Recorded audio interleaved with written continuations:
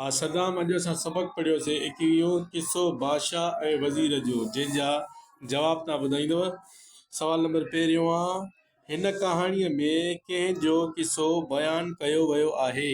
जवाब, हिन कहाणीअ में बादशाह ऐं अॻवान वज़ीर जो किसो बयानु कयो वियो आहे। शाबाश। सवाल नंबर ॿियो आहे, वज़ीर बादशाह खे छो छॾे वियो?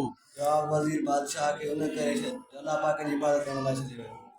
सवाल नंबर टियों आहे, बादशाह नए वज़ीर खां अॻूणे वज़ीर बाबति छा पुछियो? बादशाह नए वज़ीर खां अॻूणे वज़ीर बाबति पुछियो त संदसि कहिड़ो हाल आहे। शाबाश।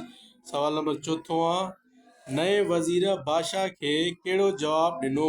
जवाब, नए वज़ीर बादशाह खे जवाब ॾिनो त हू जंग में रहे थो ऐं अल्लाह पाक जी इबादत में एॾो मशगूल आहे जो कंहिं वटि अची वञे ई कोन।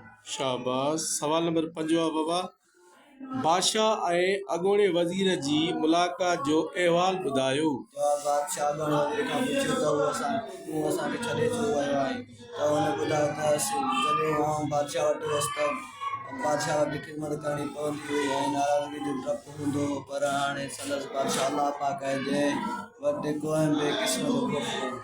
शाबाश।